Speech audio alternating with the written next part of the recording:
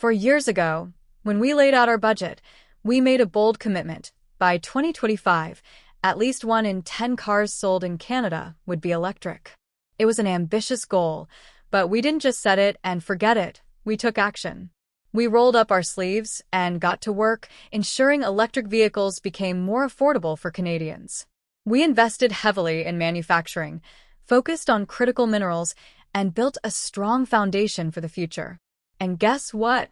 The results have been astonishing.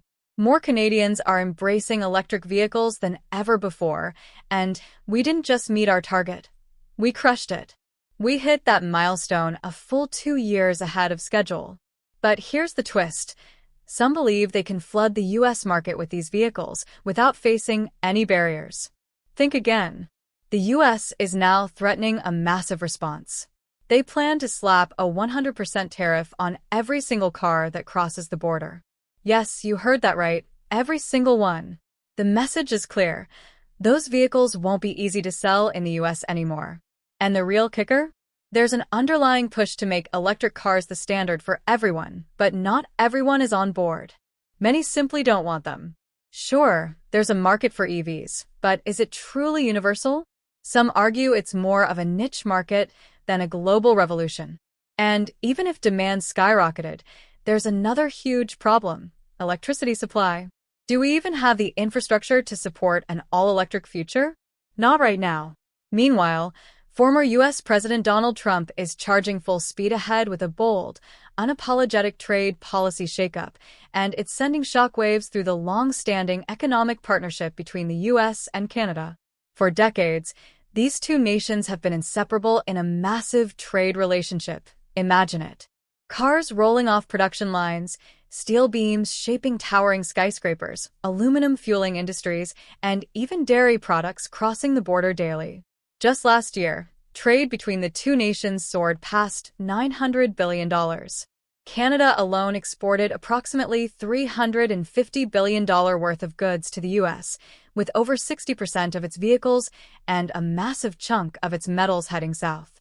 But now, things have hit a boiling point. The tension is real. Canadians are beginning to ask a startling question. With friends like these, who needs enemies? And that's not just rhetoric, it's igniting a serious debate. Could Canada actually pivot away from the US market? Is it time to shift gears, redirecting vehicle and metal exports toward the European Union instead? If that were to happen, what would it mean for industries, workers, and even powerhouse brands like Tesla? The stakes are sky high, and the uncertainty is growing by the day.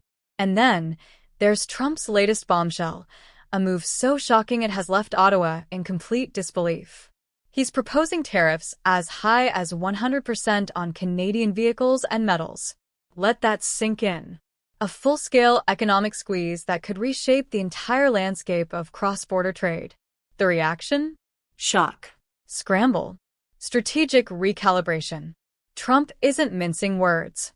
We have a tremendous deficit with Canada, he declared. We're not going to have that anymore. His stance is firm. He won't allow it to continue. And then, in true Trump fashion, he added a line that stunned many. You could always become a state.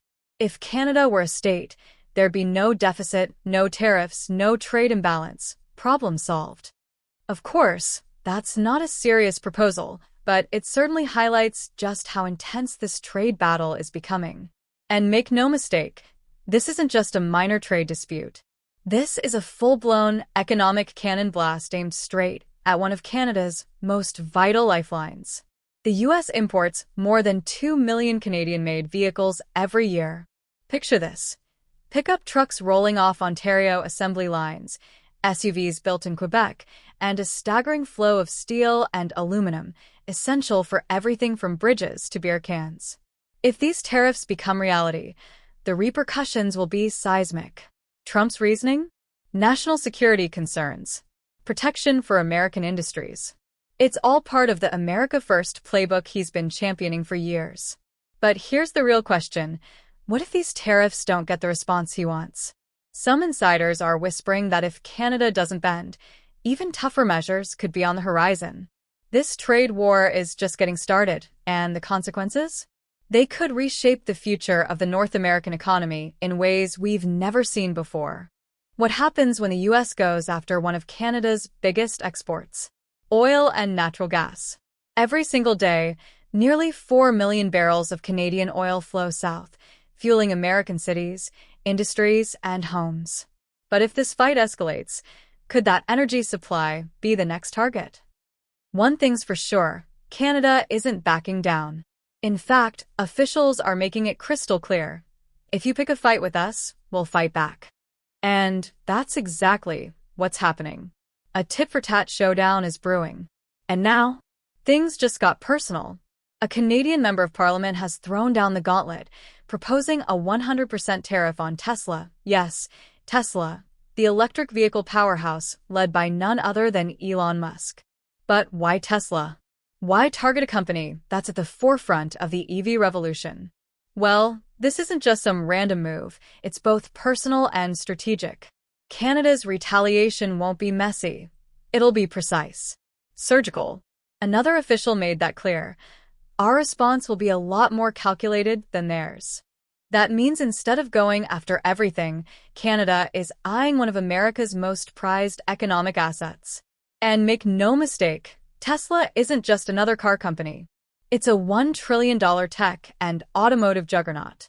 It's a symbol of American innovation, dominance, and the future of transportation. Hitting Tesla with a 100% tariff would be an economic grenade, one that could spark a political firestorm in the US, especially among Musk's massive base of supporters. But there's an even bigger twist. Tesla isn't just an American success story. It's already deeply intertwined with Canada. The company has been actively exploring Canada's vast mineral reserves, looking to secure key materials for its battery production. And on the sales front, Canadians have been buying Teslas in record numbers. In 2024 alone, Tesla sold over 50,000 vehicles in Canada. And why? Because Canada has gone all in on electric vehicles, offering generous rebates, tax incentives, and a nationwide push for greener technology. But if a 100% tariff is slapped on Tesla, the consequences would be devastating.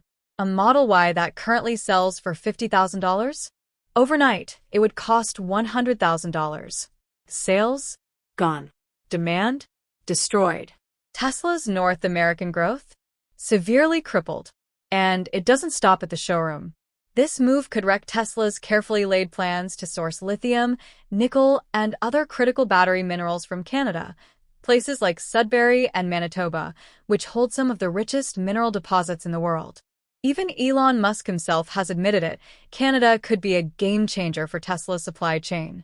But now, that entire vision could be on the chopping block. Think about it. If Canada slaps a 100% tariff on Tesla, what message does that send? It's a power move. It's Canada telling the US, if you try to strangle our auto industry, we'll choke yours right back. And if Tesla can't source materials from Canada, those resources will go elsewhere. Maybe to Europe, maybe to China. And that raises a massive question. Could Canada actually pivot to the European Union as a serious alternative? Would cutting ties with the US be a viable long-term strategy? Or is this trade war heading toward a breaking point? The battle lines are drawn. The stakes? Higher than ever. What happens next? We're about to find out.